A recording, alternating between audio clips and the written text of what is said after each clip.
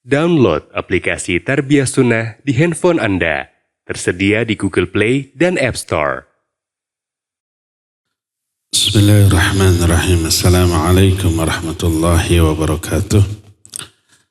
Alhamdulillahilladzi ba'atha fil ummiyina rasulan minhum yatlu alaihim ayatihi wa yuzakkihim wa yu'allimuhumul kitaba wal hikmah wa in kanu min qablu lafi dhalalin mubin. Wa asyhadu an la ilaha illallah al-malikul haqqul mubin wa asyhadu anna Muhammadan abduhu wa rasuluhu sadiqul wa'dil amin. Wassalatu wassalamu ala asyrafil anbiya'i wal mursalin wa ala alihi wa ashabihi ajma'in wa man tabi'ahum bi ihsanin ila yaumiddin. Wa ba'd. Jamaah Masjid Agung Al-Ukhwah yang Allah muliakan, para pendengar Radio Tarbiyah Sunnah Bandung, Radio Roja di beberapa kota dan beberapa radio lain, pemirsa Roja TV, Niaga TV, dan TV-TV lain, juga para netizen di mana saja Anda berada. Kembali kita berjumpa dalam pembahasan kitab Mukhtasar Ma'arijil Qabul. Kita sedang membahas masalah keimanan menurut konsep ulama Ahlus Sunnah wal Jamaah. Sudah 2 poin yang kita bahas. Pertama, iman itu turun dan naik, fluktuatif, bertambah dan berkurang. Bertambah karena ketaatan, berkurang karena kemaksiatan. Ayat dan hadis tentang itu sudah kita terangkan. Iman itu tidak flat, tidak tetap. Itu poin pertama. Kedua, kadar keimanan setiap mukmin berbeda-beda. Ada yang kuat, ada yang lemah, ada yang sedang, ada yang di tengah-tengah. Dan ini berdampak pada ibadah, muamalah, dan akhlak. Imannya kuat, ibadahnya rajin, berkualitas, dan berkuantitas. Kalau lemah imannya, ibadahnya juga malas-malas, asal-asalan. Kalau pertengahan imannya, ibadahnya juga pertengahan. Itu poin yang kedua. Jadi iman orang enggak sama, tapi berbeda-beda. 2 poin itu sudah kita terangkan di pertemuan yang lalu. Poin ketiga diberi judul oleh muallif Fasiqu ahlil qiblah mu'minun naqisul iman. Orang fasik di kalangan ahlul kiblat. Ahlul kiblat itu kaum muslimin. Orang fasik di kalangan kaum muslimin, dia dianggap seorang mukmin yang kurang keimanannya. Apa maksudnya? Maksudnya kefasikannya tidak menghilangkan imannya sama sekali. Masih ada iman? Masih. Makanya kita dapati orang-orang ahli maksiat kadang sholat. Orang itu berjudi, orang itu mabuk, tapi suka sholat. Para pezina, waliyadzubillah. Kadang sholat mereka. Ramadan saum, menunjukkan ada iman. Disebut kafir tidak boleh karena masih ada iman. Kefasikannya, dosa besarnya tidak mengeluarkan dia dari keimanan. Tapi tidak boleh disebut keimanannya sempurna. Kalau sempurna nggak mungkin berbuat dosa. Sehingga yang dimaksud dengan hadis la yazni zani hina yazni wa huwa mu'min wa la yasriqu as-sariq hina yasriq wa huwa mu'min wa la yashrabul khamr hina yashrab wa huwa mu'min. Tidak akan berzina seorang pezina kalau ketika zinahnya itu dia iman, dia mukmin. Maksudnya bukan kafir, tapi maksudnya sempurna imannya. Kalau keimannya sempurna nggak mungkin berzina.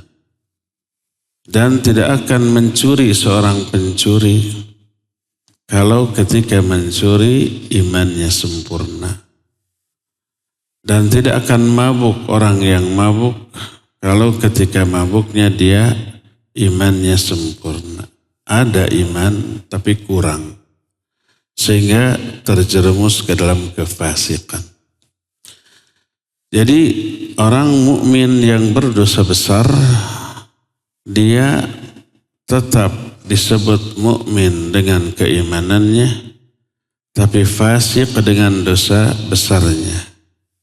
Dan yang dimaksud dengan fasik di sini fasik kecil, bukan fasik besar. Nanti akan diterangkan perbedaan antara fasik kecil dan fasik besar. Makna fasik kecil adalah dosa-dosa besar. Semua dosa besar oleh Allah juga oleh Rasulnya disebut, kadang-kadang disebut fasik, kadang-kadang disebut kufur, kadang-kadang disebut zalim, tapi walaupun dia fasik, walaupun dia disebut kufur, walaupun dia disebut zalim, tetap disebut mukmin pula oleh Allah. Contohnya orang yang berdusta. Kedustaan itu disebut sebagai kefasikan.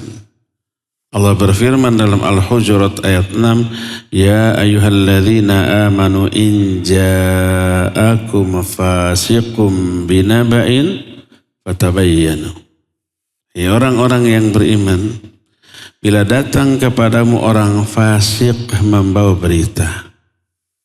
Beritanya bohong, palsu, fatabayyanu. Selidiki dulu. Dan ayat ini turun berkaitan dengan seorang sahabat yang menyampaikan informasi yang keliru, yang salah. Dan kekeliruan informasi itu termasuk kedustaan, pelakunya disebut fasik oleh Allah Azza wa Jalla. Dan pelakunya ini tidak dianggap keluar dari Islam, tidak dianggap murtad, tidak harus bersyahadat kembali. Walaupun fasik oleh Allah Azza wa Jalla, orang itu disebut mukmin. Dalam salah satu hadis ini riwayat Imam Bukhari dan juga Imam Muslim dalam kitab sahihnya, Sahih Bukhari dan Sahih Muslim. Berkata Nabi SAW, sibabul muslim fa fisqun au fusukun wa qitaluhu kufrun. Mencela sesama muslim fasik. Memeranginya, membunuhnya kufur. Dua-duanya mencela dosa besar. Karena oleh Allah dilarang. Ya ayyuhalladzina amanu la yaskhara qaumun min qaumin asa ayyakunu khairan minhum wala nisa'u min nisa asa ayyakunna khairam minhunna wala talmizu anfusakum wala tanabazu bil alqab. Jadi semuanya itu haram. Jangan saling menghina, jangan saling mencela, jangan saling memberi gelar-gelar yang buruk, haram. Di akhir ayat wa man lam yatub fa ulaika humul fasiqun. Siapa yang tidak tobat dari semua itu fasik dia. Mencela sesama mukmin fasik, memeranginya kufur. Dalam hadis lain Nabi SAW menyatakan la tarji'u ba'di kuffaran yadribu ba'dukum riqaba ba'd. Jangan kalian kembali kepada kekafiran sepeninggalku. Yaitu sebagian kalian memenggal kepala sebagian lain. Saling bunuh itu kata Nabi kekufuran. Kufur. Dan hadis ini wa qitaluhu kufrun, memeranginya, membunuhnya adalah kufur. Membunuh dosa besar. Pelakunya disebut kufur. Tapi oleh ayat walaupun saling bunuh tetap disebut mukmin. Sebagaimana firman Allah dalam surah Al-Hujurat ayat yang ke-9. Kata Allah, wa in ta'ifatani minal mu'minina qatatalu fa aslihu bainahuma. Fa in baghat ihdahuma 'ala al-ukhra faqatilu allati tabghi hatta tafi'a ila amrillah. Kata Allah, bila ada dua kelompok mukmin, ini masih disebut mukmin, saling berperang. Kalau berperang berarti saling bunuh. Tadi di hadis membunuh sama mukmin kufur. Di ayat ini orang yang berperang saling bunuh masih diseru, dipanggil dengan sebutan mukmin. Wa in ta'ifatani minal mu'minina qatatalu faslihu bainahuma. Damaikan. Karena dua-duanya masih mukmin, padahal sudah saling bunuh. Innamal mu'minuna ikhwatun faslihu baina akhwaikum. Mukmin dengan mukmin itu saudara. Maka yang bertengkar, berantem, perang, damaikan. Ayat 9-nya surah Al-Hujurat, faslihu bainahuma bil adl. Kata Allah Azza wa Jalla, fa in fa'at tadi fa in baghat ihdahuma 'alal ukhra. Kalau salah satu kelompok kekeh mau memerangi yang lain, setelah didamaikan enggak mau. Saya mah terus ingin ribut. Saya terus sampai salah satu di antara kita mati, tumpur, ludes dari dunia ini, baru deh berhenti. Kekeh disebut bughat.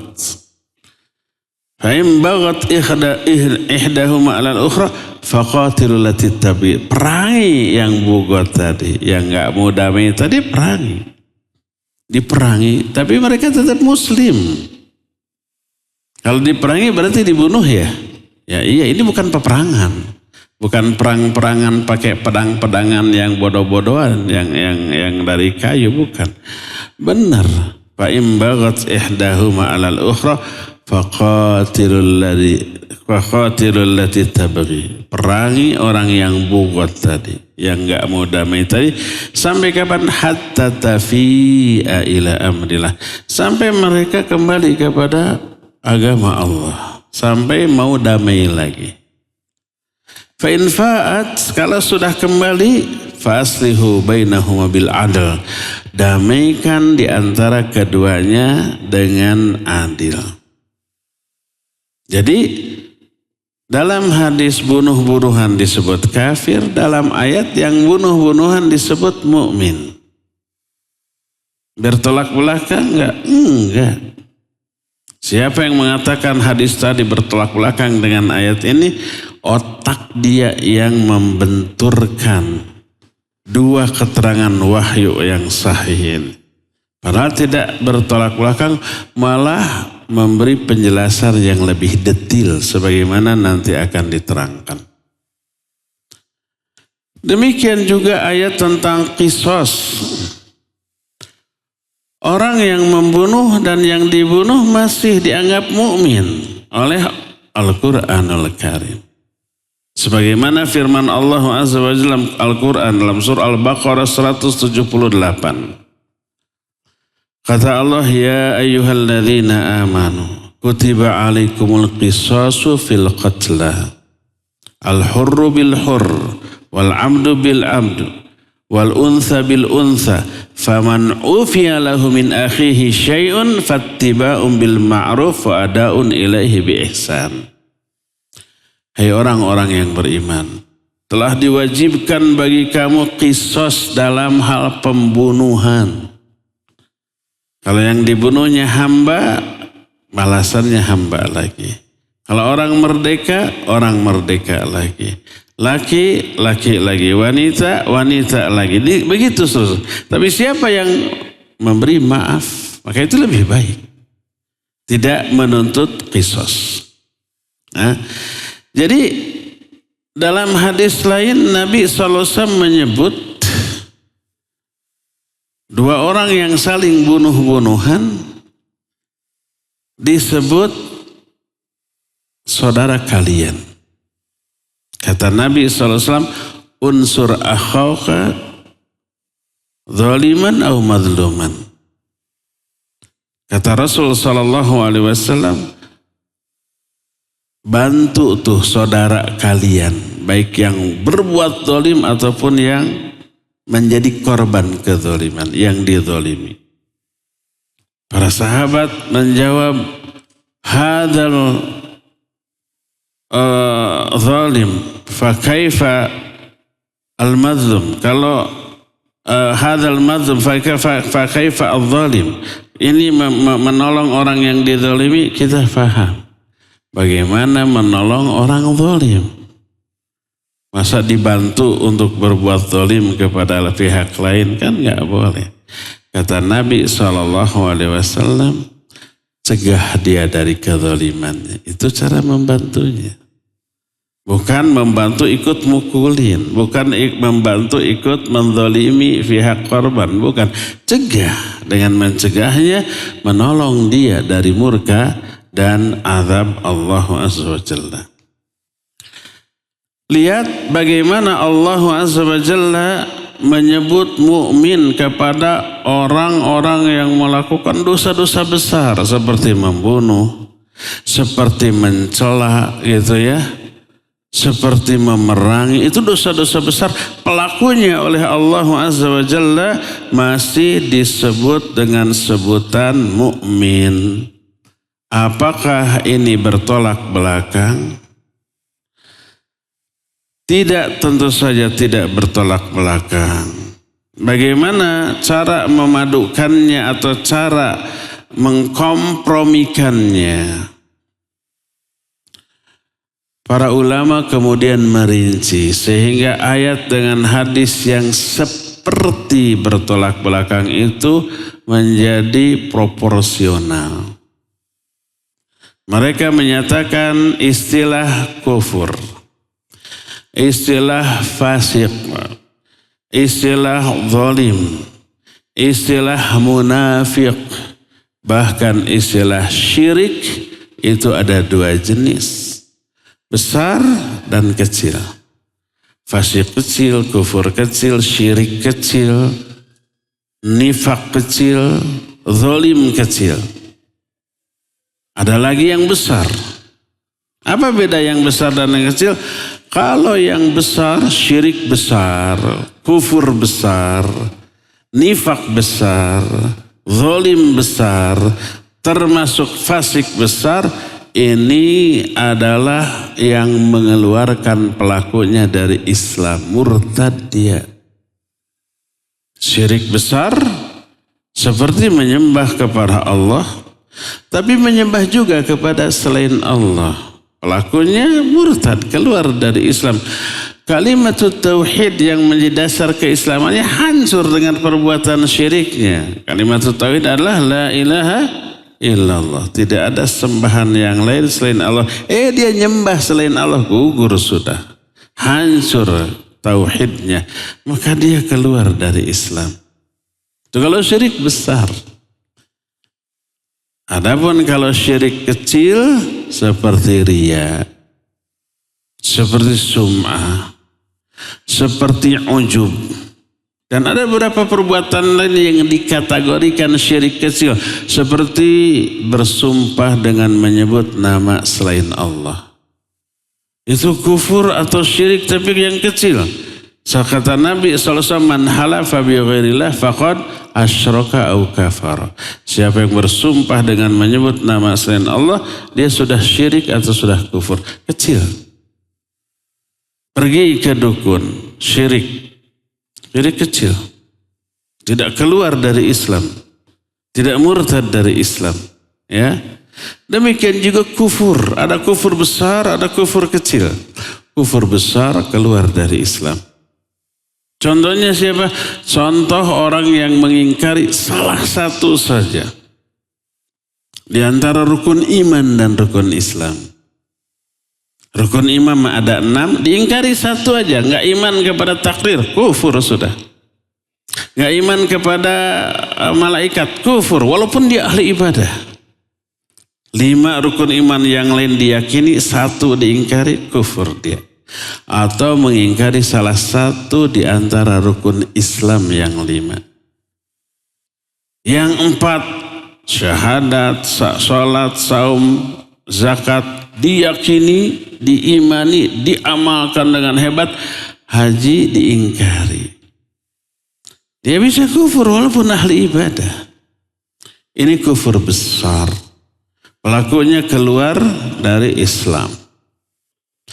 Adapun kufur kecil, pelakunya tetap muslim, tapi muslim yang berdosa besar. Tapi tidak keluar dari Islam, tidak murtad. Contohnya apa? Tadi membunuh. Kata Nabi SAW, sibabun muslim fiskun wa qitaluhu kufrun. Mencela sama muslim fasik, fasik kecil. Memeranginya kufur, kufur kecil. Orang tidak kafir, tidak murtad dengan membunuh, enggak. Jangan kalian kembali kepada kekufuran sepeninggalku. Yaitu sebagian kalian memerangi sebagian yang lain. Disebut kufur. Tapi ini kufur kecil. Kenapa?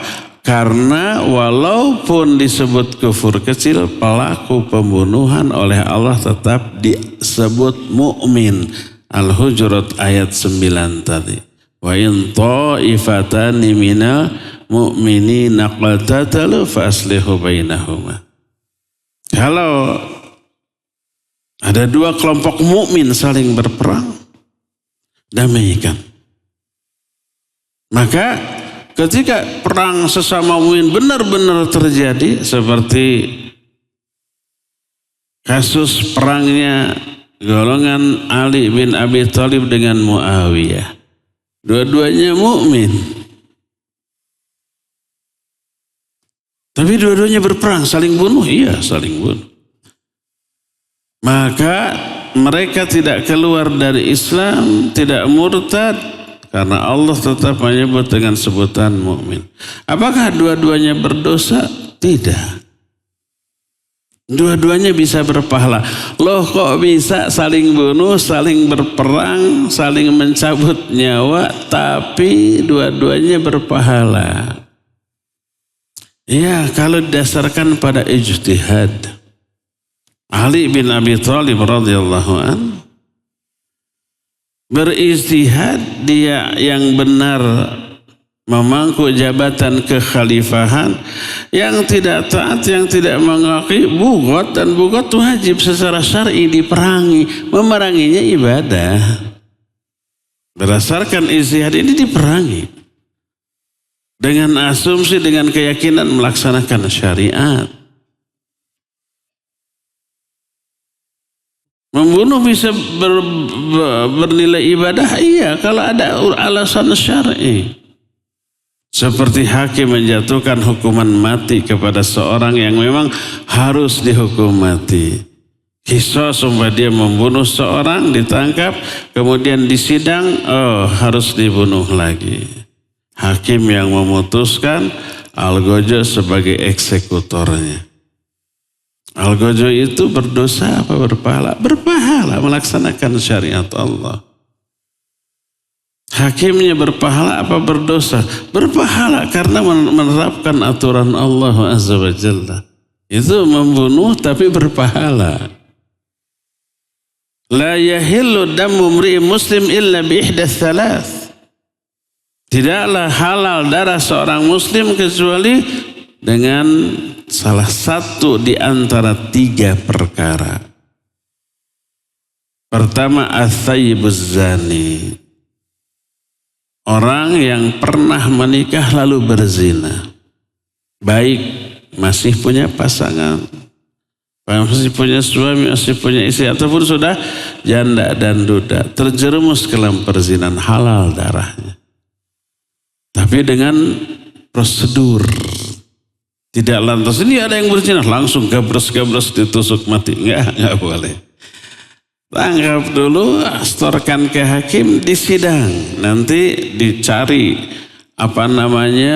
uzur-uzurnya. Kalau ternyata menurut hakim, ya ini harus dirajam. Laksanakan rajam sampai mati.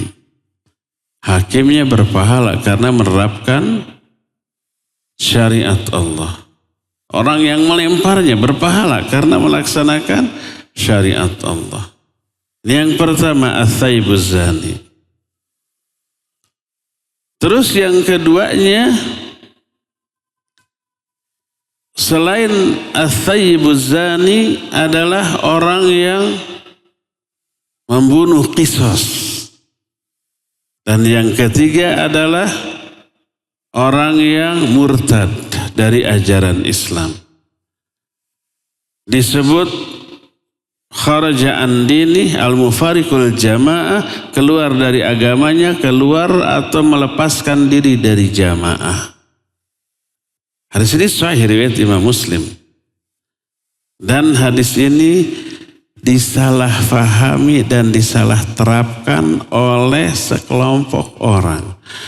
Membentuk kelompok lalu disebut jamaah, siapa yang sudah tergabung lalu keluar maka halal darahnya untuk dibunuh. Hadisnya benar, hadis sahih riwayat Imam Muslim.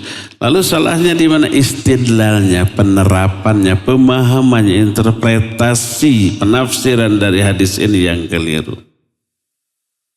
Maknanya adalah murtad. Kalau murtad yang dimaksud jamaah di sini jamaah kaum muslimin.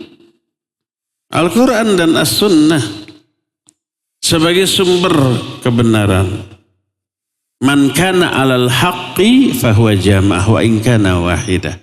Siapa orang yang berada di atas kebenaran, di atas Quran Sunnah, di atas Islam, dia jamaah walaupun sendirian. Karena Ali bin Abi Thalib menyatakan al-jama'atu mujamatu ahlil haq wa in qallu wal furqah mujamatu ahlil batil wa in kathuru.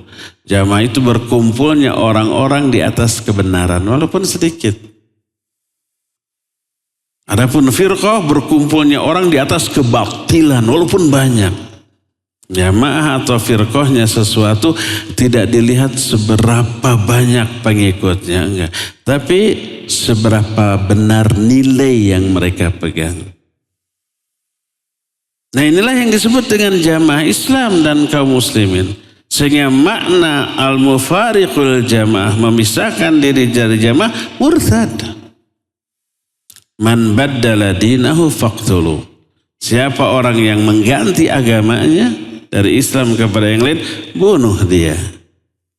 Tapi semua ini baik pezina atau qisas atau murtad, ini melalui prosedur. Hakim yang memberikan vonis. Kata hakim, ya ini setelah melalui persidangan, berdasarkan dalil ini, jatuhkan hukuman mati. Yang berzina tadi dirajam. Yang membunuh dibunuh lagi. Yang murtad dibunuh. Dengan prosedur. Dan dilaksanakan oleh ahlinya. Kalau bukan ahlinya, dipenggal kepalanya, nggak mati-mati. Karena lukanya hanya sedikit. Kalau oleh ahlinya, langsung putus. Tidak boleh semua orang, wah ini menurut syariat harus dihukum mati. Langsung bros-bros setiap orang membunuh, nggak boleh. Haram bagi dia. Kalau kita umpamanya lagi ke gunung cross country, terus menemukan orang yang berzina, terlihat oleh semua orang, nggak boleh, wah dirajam oleh kita, nggak boleh, dosa kita, bukan wewenang kita, harus melalui prosedur persidangan. Demikian juga yang murtad, demikian juga yang dikisos karena membunuh dan seterusnya. Nah, jadi walaupun halal darahnya, tapi mereka muslim. Yang berzina, walaupun berzina dia tetap muslim dengan keimanan yang dimilikinya, tapi pelaku dosa besar dengan perzinahan yang dilakukannya. Tapi sebesar apapun itu dosa tidak mengeluarkan pelakunya dari Islam. Demikian juga yang mabuk, demikian juga yang berjudi, demikian juga orang yang merampok, mereka tetap muslim dan memperoleh hak yang sama dengan muslim yang lainnya. Kalau salam dijawab. Kalau dia menjadi imam, sah keimamannya, sah kita bermakmum di belakangnya. Mungkin ada tukang mabok jadi imam? Mungkin. Asal jangan sambil mabok imamnya. Lagi normal, lagi biasa, bacaannya benar, gerakannya benar, sah untuk dirinya, sah keimamannya. Walaupun tidak afdol. Penjudi, tukang judi, kita tahu. Ada ustadz imam masjid tapi suka pasang judi online. Jadi imam. Sah keimamannya? Sah. Selama sholatnya sah untuk dirinya, sah pula keimamannya. Karena dia masih muslim walaupun berdosa besar. Hak dia sebagai sama muslim tetap dia miliki. Kalau jadi imam sah keimamannya. Kalau salam wajib dijawab. Kalau dia mati wajib disolatkan, didoakan, dan dikuburkan di pekuburan kaum muslimin. Dia tetap muslim dengan keimanan yang dimilikinya walaupun fasik dengan dosa-dosa besar yang dilakukannya. Walaupun sampai harus dihukum mati. Nah, seperti 3 yang tadi disebutkan, ya. Oleh karena itulah ada kufur besar, keluar dari Islam, ada kufur kecil, tidak keluar dari Islam. Ada syirik besar, ada syirik kecil. Syirik kecil contohnya riya, sum'ah, ujub. Ada fasik besar, ada fasik kecil. Fasik besar keluar dari Islam. Fasik kecil seperti mencela tadi, melakukan pelanggaran terhadap apa yang Allah larang dalam Al-Hujurat ayat yang ke-11. Sampai di akhir ayat itu dikatakan, wa man lam yatub faulaika humul fasiqun, wa man lam yatub faulaika humul zalimun. Mereka itu zalim, mereka itu fasik, tapi zalim kecil dan fasik kecil, ya. Adapun yang ke syirik besar kecil, kufur besar kecil, nifak, ada yang besar, ada yang kecil. Nifak besar keluar dari Islam. Yaitu orang yang pada hakikatnya dia tidak percaya kepada Islam. Kufur, ingkar. Tapi menampakkan keislaman. Demi kepentingan dunia. Di zaman Nabi SAW, gembongnya itu Abdullah bin Ubay bin Salul. Terketahui oleh semua ini munafik. Kenapa mereka Islam? Demi keuntungan dunia. Karena Nabi SAW dan kaum muslimin dominan di Madinah. Kalau mereka tetap dalam kekafiran, gak akan bisa memainkan peranan. Tidak akan meraih keuntungan dunia, makanya pura-pura Islam. Padahal menyembunyikan kekafiran dalam hatinya, inilah yang disebut dengan nifak besar. Dan inilah yang terancam dengan ayat surah An-Nisa 145, innal munafiqina fid darkil asfali minan nar. Sesungguhnya orang munafik itu berada di dalam darak terendah di dalam neraka. Darak itu tingkatan. Tingkatan neraka disebut darokat. Darokat itu tingkatan dari atas ke bawah. Yang paling atas, yang paling ringan azabnya. Makin bawah makin dahsyat, makin hebat. Yang paling bawah paling hebat, paling dahsyat. Ternyata orang munafik berada di tingkat terendah. Artinya azabnya lebih dahsyat. Karena apa? Hakikatnya mereka kufur. Keislamannya pura-pura, acting, sandiwara demi keuntungan dunia. Dan seringkali merugikan kaum muslimin. Kaum muslimin tidak waspada dengan orang ini. Karena dianggap kelompok mereka. Di momen tertentu mereka khianat. Menusuk dari belakang, menikung di tikungan, menyalip di tikungan, menggunting dalam lipatan. Ketika perang Uhud, kaum muslimin 700 orang ditambah 300 orang kaum munafikin berangkat. Musuhnya 3.000 orang. Di tengah jalan 300 munafikin ini belot, pulang kembali. Runtuh nggak tuh semangat kaum muslimin? Iya, tapi karena iman mereka, mereka tidak gentar menghadapi situasi seperti itu. Tetap maju. Tapi secara politis itu kan merugikan kan? Meruntuhkan mental. Itulah orang-orang munafik. Pada hakikatnya mereka kafir. Tapi menampakkan keislaman. Itu nifak besar. Adapun nifak kecil, pelakunya tetap muslim, tapi muslim yang berdosa besar. Nifak kecil adalah orang muslim yang memiliki karakter khas munafikin, tapi masih ada iman di dalam dirinya. Ada 4. Kalau dia bicara berdusta, kalau berjanji dia ingkar, kalau diamanati dia khianat, kalau bertengkar dia curang. Sebagaimana sabda Nabi SAW dalam hadis yang sahih riwayat Imam Bukhari dan Imam Muslim. Beliau menyatakan arba'un man kunna fihi kana munafiqan khalisa wa man kanat fihi khaslatu minhunna kanat fihi khaslatu minan nifaq hatta yada'aha. Ada 4 karakter, 4 sifat. Siapa orang yang memiliki keempat-empatnya, dia munafik sejati. Siapa yang memiliki hanya salah satu, berarti dia memiliki salah satu karakter munafik sampai dia meninggalkannya.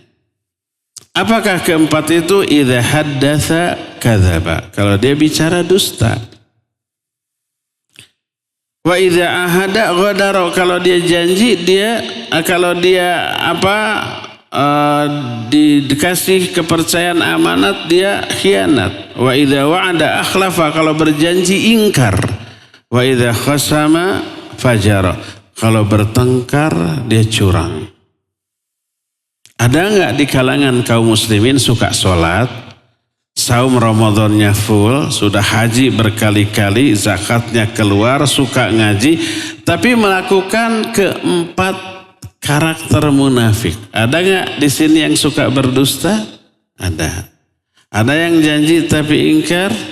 Ada. Ada yang diamanati khianat? Ada. Ada yang kalau bertengkar curang? Ada. Maka orang ini memiliki karakter munafik. Tapi sholat nama rajin. Dia yakin terhadap rukun Islam, rukun iman. Dia mukmin benar-benar. Cuma memiliki 4 karakter munafik. Ini disebut munafik kecil.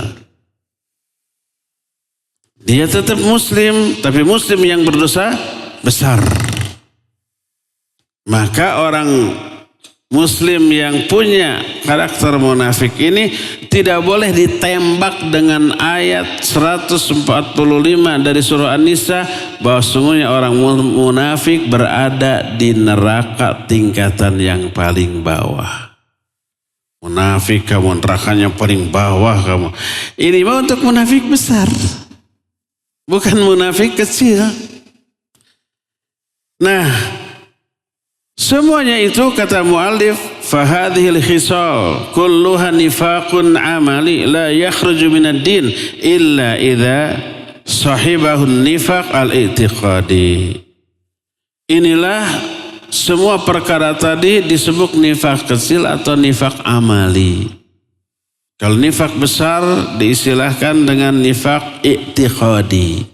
I'tikadnya keyakinannya kufur, zahirnya menampakkan keislaman. Itu nifak besar atau nifak i'tiqadi. Kalau nifak kecil disebut juga nifak amali. Nifak amali ini tidak mengeluarkan pelakunya dari agama ini.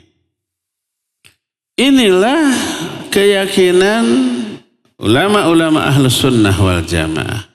Membagi 5 istilah: kufur, syirik, nifak, fasik, dan zalim menjadi 2 jenis. Ada yang besar, ada yang kecil. Yang besar mengeluarkan pelakunya dari Islam, bukan muslim lagi. Kalau sudah keluar dari Islam dianggap murtad, hak dia sebagai orang yang bukan mukmin tidak sama dengan orang mukmin. Kalau salam, kalau bertemu nggak boleh salam. Kalau dia jadi imam nggak boleh kita bermakmum di belakangnya, nggak sah dia. Kalau dia mati nggak boleh disolatkan, nggak boleh didoakan, nggak boleh dikuburkan di pekuburan kaum muslimin. Ya, inilah akidah ahlus sunnah wal jamaah. Jadi kalau kita membahas penyimpangan yang dilakukan oleh kaum muslimin, tidak berarti vonis bahwa dia kafir, tidak. Oh, ini orang itu mabuk, dia terancam dengan neraka. Memang Quran sunnah menyatakan demikian. Dia berjudi terancam dengan neraka. Dia mencuri terancam dengan neraka. Tidak berarti dianggap kafir, tidak berarti pasti masuk neraka. Hanya terancam karena adanya ancaman Quran atau hadis tentang pelaku itu. Demikian juga kalau amal-amalan kebidahan. Kita katakan ini tidak ada sunnahnya, tinggalkan. Bukan berarti vonis dia sesat, vonis dia kafir keluar dari Islam, vonis dia ke neraka. Enggak. Kita sedang berbicara tentang hukum sebuah perbuatan menurut Islam. Bukan memvonis pelakunya dengan mukmin atau kafir, apalagi memvonis pelakunya ke surga atau ke neraka. Tidak, ya. Pembicaraan kita hanya sebatas berbicara tentang hukum sebuah perbuatan menurut dalil-dalil yang ada. Walhasil para pelaku dosa-dosa besar menurut ahlus sunnah tidaklah kafir, tidak murtad, tidak keluar dari Islam. Mereka tetap muslim, tapi muslim yang berdosa besar. Apa ke surga atau ke neraka? Bisa langsung ke surga. Bisa ke neraka dulu tapi akhirnya ke surga. Tergantung apa? Nanti ada penjelasan rinci tentang masalah itu. Kalau ini berlaku kepada personal kaum muslimin, ini juga berlaku bagi personal yang khusus di kalangan kaum muslimin. Dari umum semua kaum muslimin terkena penjelasan itu. Dan ada orang muslim yang khusus, siapa? Penguasa. Mungkin raja, mungkin presiden, mungkin menteri, mungkin gubernur, mungkin wali kota, bupati, camat, dan seterusnya sampai ke RT RW. Di kalangan mereka ada enggak kecurangan, kebohongan, kejahatan kepada rakyatnya? Ada banyak, enggak ada yang maksum. Apa mereka kafir? Tidak, semua kejahatan mereka tidak mengeluarkan mereka dari keislaman. Tetap muslim. Tapi muslim yang berdosa besar.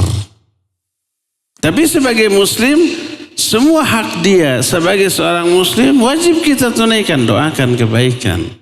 Doakan ampunan. Kalau ketemu salam, kalau dia salam jawab salamnya. Kalau dia jadi imam, sah kita bermakmum di belakangnya. Tidak boleh digibahi. Kalau orang biasa melakukan sebuah dosa, nggak boleh kita gibahi. Si anu jahat, si anu fasik, si anu, nggak boleh, itu gibah. Kalau orang biasa tidak boleh, apalagi orang luar biasa. Ada 2 orang luar biasa. Pertama penguasa, yang kedua ulama. Ulama tetap manusia, ada salahnya? Ada. Boleh menggibahi mereka. Kalau menggibahi orang biasa sudah haram, apalagi menggibahi dua orang ini, penguasa dan ulama. Karena apa? Dampak buruknya jauh lebih besar. Kalau orang biasa, dosa besar kita gibahi. Dampaknya tidak sebesar kepada penguasa dan ulama. Kalau ulama digibahi, apa dampaknya? Dampaknya orang-orang jadi nggak percaya lagi. Dampaknya orang-orang jadi tidak lagi mau ngambil ilmu, mendengarkan penjelasannya. Dampaknya orang-orang menjauh dari ulama. Kalau menjauh dari ulama, siapa lagi yang harus mereka dengar? Demikian juga penguasa. Kalau penguasa ada kesalahan, kita gibahi. Apa akibatnya? Rakyat benci, rakyat marah. Akhirnya nggak mau taat lagi. Semua aturannya dijauhi. Ada lampu merah, tabrak, celaka gitu ya. Ada letter S, sengaja berhenti untuk menunjukkan kebencian kepada sang penetap aturan di sini, sengaja jeger ditabrak kubatur. Kan gitu, bahaya. Akibatnya timbul pemberontakan, akibatnya timbul kekacauan, akibatnya pemerintahnya nanti tambah jahat lagi dalam bertindak kepada rakyat. Itu kekacauannya lebih besar. Maka dikatakan oleh para ulama, luhumul ulama lahmun masmumun. A'radul ulama termasuk penguasa, ya, itu daging yang beracun. Kalau kita makan daging beracun, maka racunnya akan menimbulkan madarat yang besar kepada seluruh tubuh. Berbahaya dibanding memakan daging biasa. Orang menggibahi orang lain sama dengan memakan daging orang tersebut setelah kematiannya. Mungkin gak ada efek apa-apa atau sedikit, kecuali kanibal, jijik, makan daging sesama manusia, kan gitu.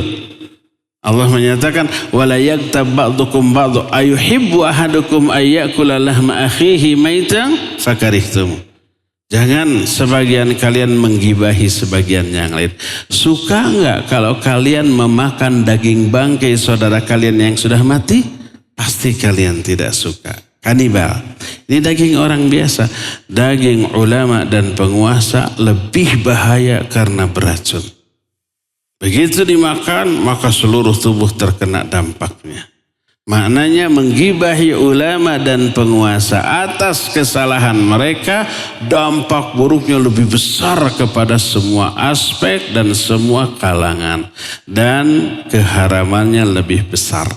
Ingat, sebesar apapun kejahatan orang lain, selama bentuk kejahatan tidak mengeluarkan mereka dari Islam, bukan kufur besar, bukan syirik besar, bukan fasik besar, zalim besar atau nifak besar, mereka tetap muslim walaupun muslim yang berdosa besar. Ya, nasib mereka bagaimana di akhirat nanti ada pembahasan tersendiri dalam masalah itu.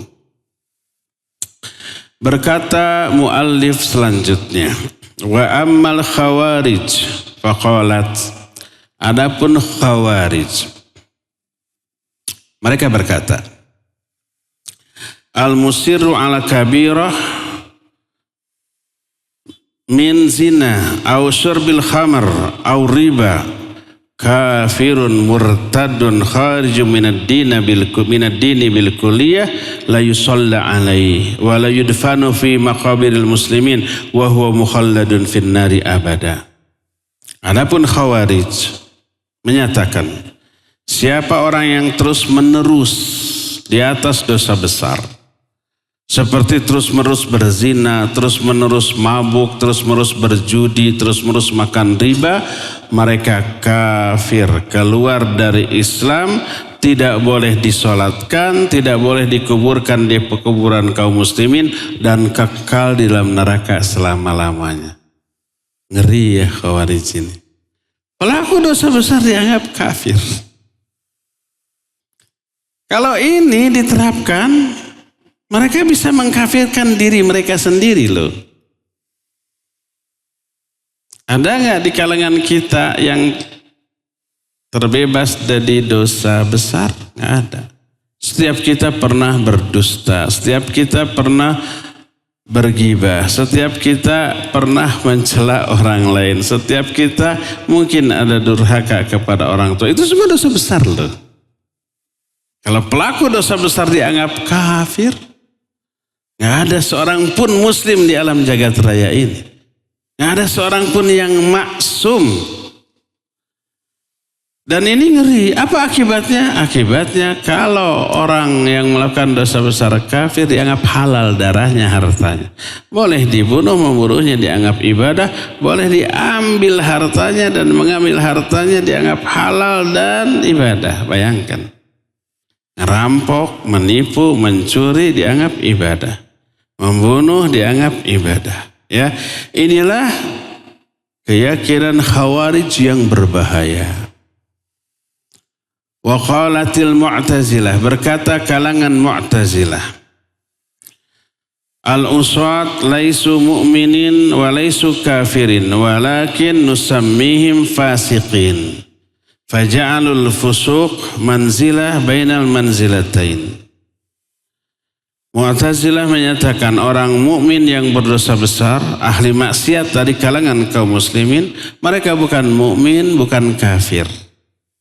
Kami menyebutnya fasik, kata mereka, dan fasik ini status antara dua identitas. Muslim bukan, kafir bukan, di tengah-tengah. Disebut al-manzilah bainal manzilatain.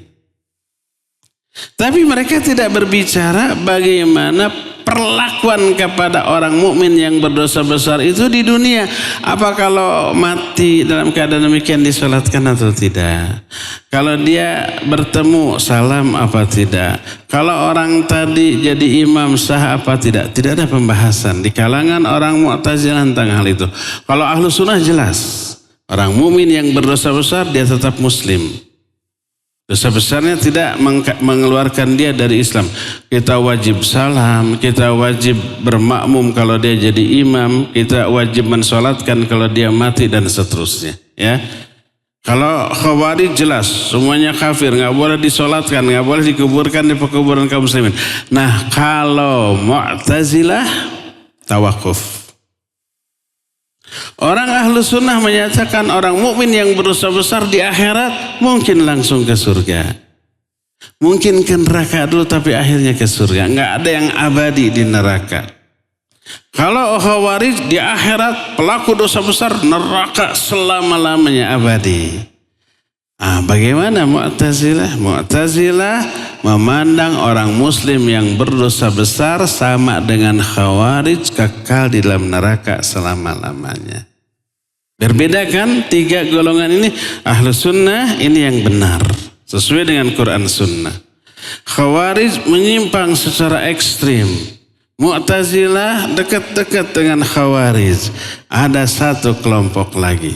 Ekstrim kirinya bertolak belakang dengan Khawarij. Mereka disebut Murji'ah. Mereka berkata la tadurrul ma'asi ma'al iman wala binaqsin wala bimunafah wala yadkhulun nar ahadun bidzambin dunal kufril bil kulliyah. Kata Murji'ah, kemaksiatan seseorang tidak akan merusak iman, tidak mengurangi iman. Dan tak ada seorang pun yang masuk neraka karena dosa-dosa baik kecil ataupun besar. Kata mereka, nggak ada keutamaan orang mukmin dengan orang fasik, semuanya muwahhid, semua imannya sama seperti keimanan Abu Bakar dan Umar. Bayangkan, ini juga yang menyimpang dari nas Al-Quran dan hadis yang sahih. Di antara empat kelompok ini, ada Khawarij jauh menyimpang dari Quran Sunnah dan ini berbahaya. Ada Mu'tazilah sama dengan Khawarij. Ada Murji'ah berada di seberang lawan mereka yaitu Khawarij. Ahlus Sunnah wasat di tengah-tengah. Orang muslim yang berdosa besar, mereka tetap muslim dengan keimanannya, tapi fasik dengan dosa besar yang dilakukannya. Walaupun fasik, dia tetap dianggap muslim. Salamnya dijawab, imamnya sah, kalau jadi penguasa wajib taat, kalau dia mati wajib disolatkan dan dikuburkan di ke pekuburan kaum muslimin. Di akhiratnya terserah Allah. Nanti ada rincian. Mungkin langsung ke surga, mungkin ke neraka dulu, mungkin ditahan dulu di tengah-tengah, sebagaimana rinciannya akan kita terangkan di Jumat yang akan datang ya. Inilah poin ketiga yang menjadi akidah Ahlus Sunnah wal Jamaah tentang keimanan, yaitu perbedaan prinsip antara 4 kelompok. Khawarij, Mu'tazilah, Murji'ah, dan Ahlu Sunnah ya.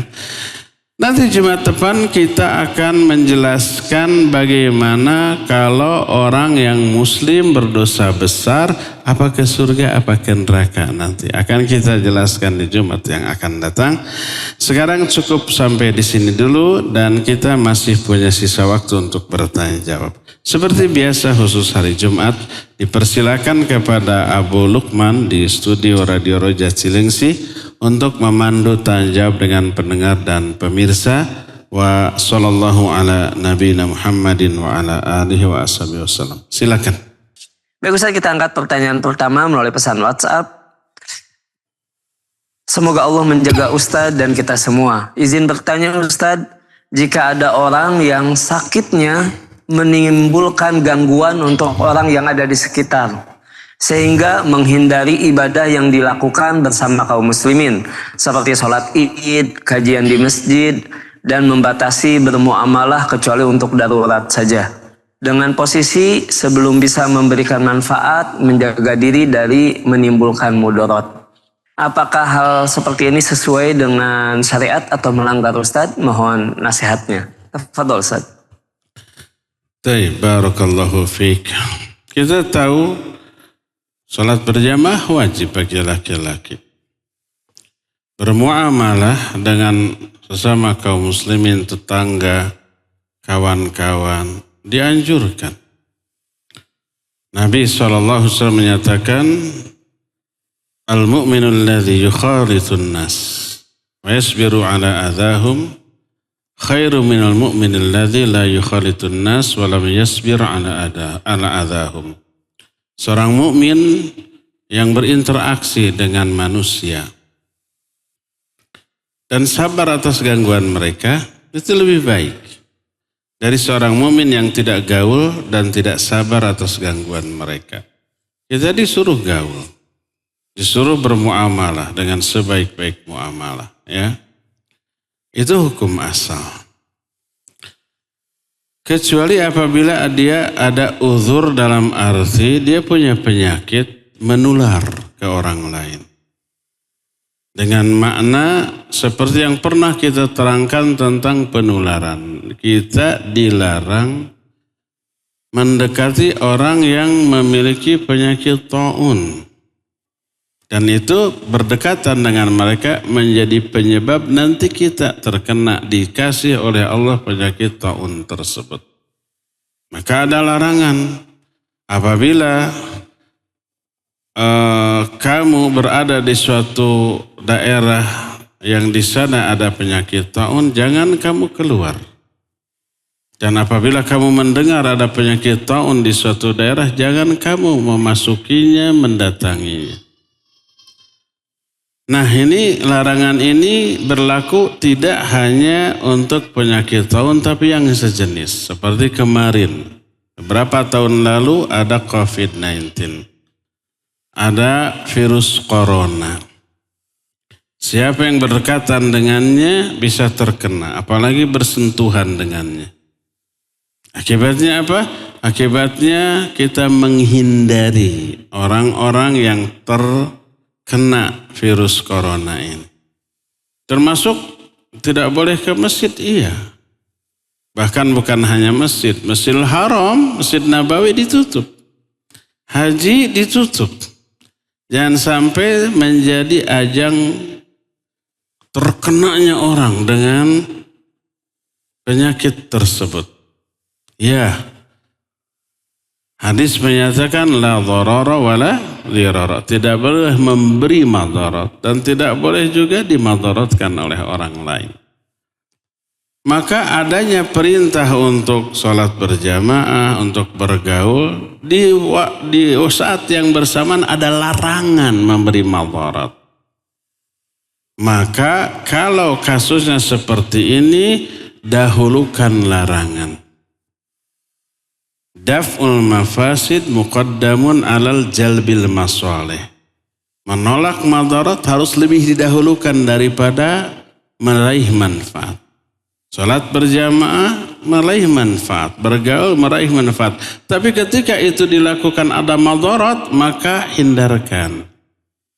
Maka dibolehkan, bahkan diharuskan bagi orang yang umpamanya terkontaminasi virus tertentu, penyakit tertentu yang menurut pengalaman dan penelitian siapapun yang berkaitan dengan dia akan kena, maka jaga diri. Dia memiliki uzur untuk tidak ke masjid. Jangankan yang berbahaya, seperti yang tidak berbahaya saja boleh tidak ke masjid. Seperti hujan. Hujan berbahaya enggak? Enggak berbahaya. Kalau orang hujan-hujanan ke masjid bahaya? Tidak bahaya, ya. Maka dia boleh sholat di masjid, di rumah. Kalau tidak berbahaya. Apalagi yang memberi bahaya dan madarat kepada orang lain, maka lebih kuat lagi uzurnya. Jadi dibolehkan bagi orang yang terkena penyakit tertentu, yang apabila berdekatan dengan orang lain menyebabkan orang lain terkena pula, bukan karena penularan, tapi begitulah Allah menetapkan. Orang yang berdekatan dengan penyakit ini akan terkena. Begitulah sunnatullah azza wa jalla. Maka sebaiknya orang itu tidak pergi ke masjid karena adanya uzur tadi. Ya, wallahu a'lam bissawab. Silakan lagi. Baik, kita angkat pertanyaan terlebih dahulu Ustaz melalui pesan WhatsApp dari hamba Allah di Bandung. Izin bertanya Ustaz, saya berdagang di tempat yang tidak seharusnya dipakai untuk berdagang Ustaz, seperti di trotoar atau di bahu jalan. Bagaimana hukum pendapatan dari berdagang tersebut Ustaz? Dan saya belum dapat pekerjaan yang lain. Apa yang harus saya lakukan? Mohon nasihatnya Ustaz. Tafadhol Ustaz. Baik, barakallahu fiik.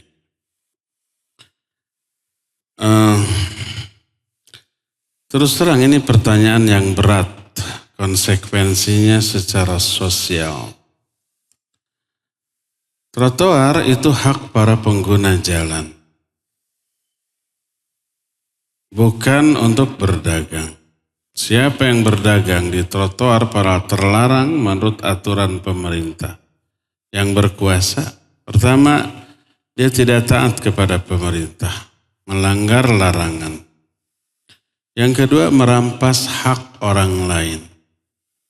Artinya orang yang mau berjalan gak bisa lagi di trotoar penuh dengan pedagang.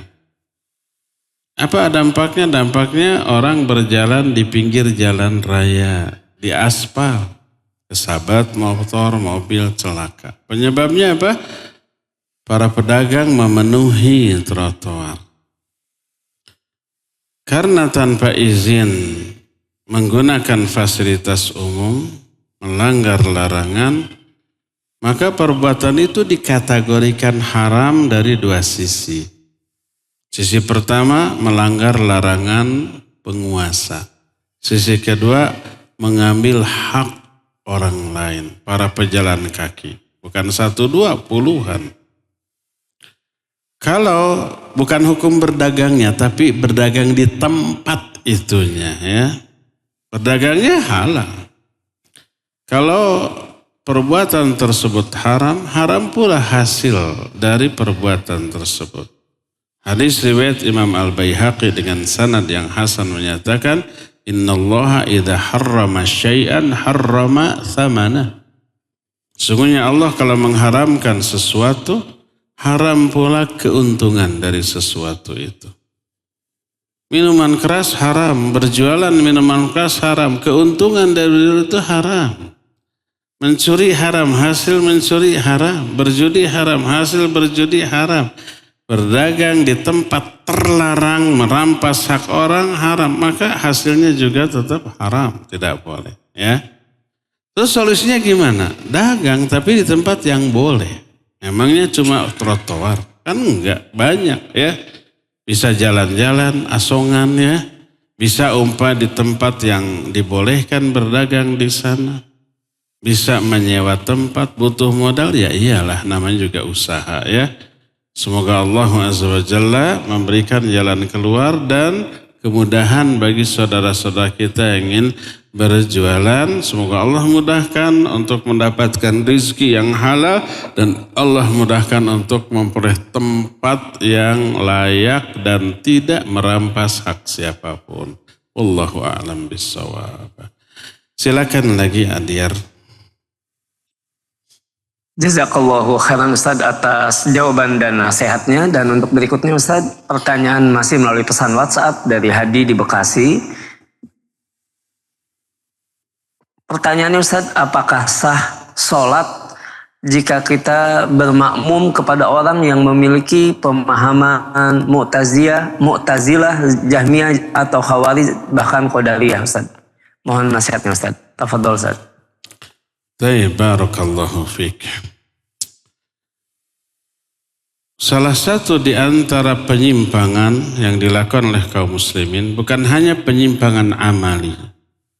Nifaq kecil, fasik kecil, zalim kecil, syirik kecil, kufur kecil. Bukan hanya itu, termasuk juga pemahaman.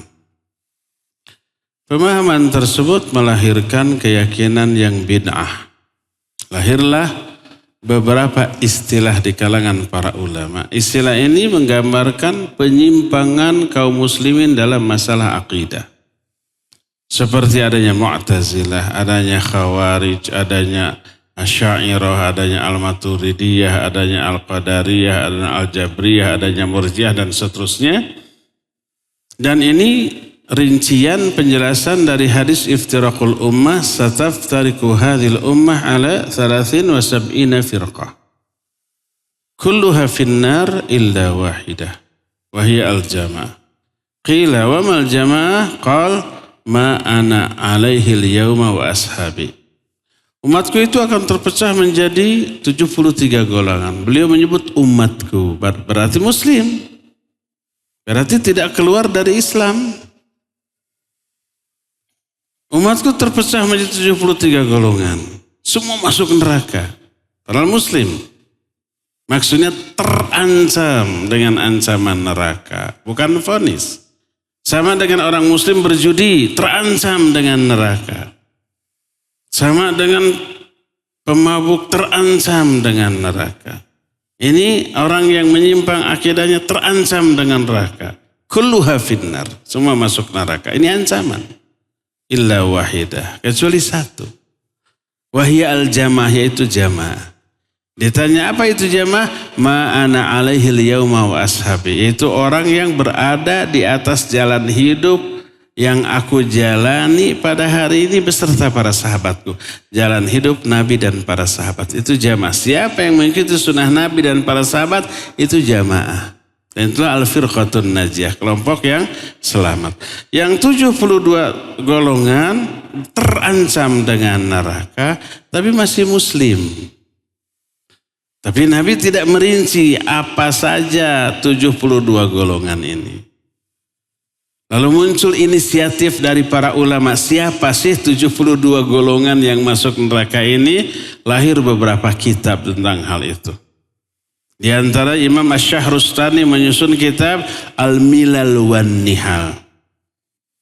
Al-Milal artinya milal itu jamak dari millah. Maknanya agama. Beberapa sekte yang menyimpang dalam perkara akidah tapi masih dianggap muslim. Kalau dianggap muslim berarti dia memiliki hak seperti umumnya muslim. Kalau ketemu salam, kalau dia jadi imam, kita sah bermakmum di belakangnya. Lalu lahir istilah-istilah yang tadi, ada Khawarij, Ada Mu'tazilah, ada Qadariyah, ada Jabriyah, ada Murji'ah dan seterusnya. Itu sekte-sekte di kalangan kaum muslimin yang menyimpang, terancam dengan neraka, tapi tetap mereka muslim sebab disebut sebagai umatku. Tapi tidak seluruh sekte ini muslim. Ada umpamanya Qadariyah. Qadariyah itu orang yang ingkar kepada takdir. Qadariyah juga ada beberapa sekte lagi. Ada yang ekstrim sampai menyatakan Allah tidak mentakdirkan apapun, baik yang kecil ataupun yang besar. Seluruh takdir Allah diingkar. Ini kufur, keluar dari Islam karena ingkar kepada salah satu di antara rukun iman yang keenam. Ada lagi yang menyatakan Allah hanya mentakdirkan secara global, tidak secara rinci. Ini beda lagi hukumnya. Di kalangan Qadariyah ada yang dikufurkan oleh para ulama, ada yang tidak. Juga Mu'tazilah, adapun Jahmiyah, pengikut Jahm bin Safwan oleh para ulama tidak dimasukkan ke dalam 72 golongan. Karena apa? Karena Jahmiyah sudah di luar Islam. Sudah bukan muslim lagi. Termasuk Syiah. Syiah itu ada berapa sekte? Ada Syiah Imamiyah. Ada juga Syiah Zaidiyah. Ini yang lebih dekat ke Ahlus Sunnah. Sebagian Syiah sudah dikufurkan oleh para ulama.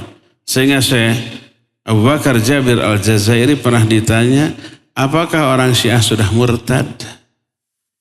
Maksudnya Syiah Imamiyah yang Qurannya beda, nabinya beda gitu. Quran yang sekarang ini palsu kata mereka. Yang benar itu Mushaf Fatimiyah 3 kali lipat, masih gaib kata mereka. Itu sudah bukan Islam lagi. Kata beliau, Syiah tidak pernah murtad dari Islam. Karena mereka tidak pernah Islam. Kalau bukan Islam ya tidak dikatakan murtad lah. Yang murtad itu kalau tadinya Muslim, Sunni, lalu terpengaruh oleh Syiah, lalu ikut ke sana, ya itu murtad.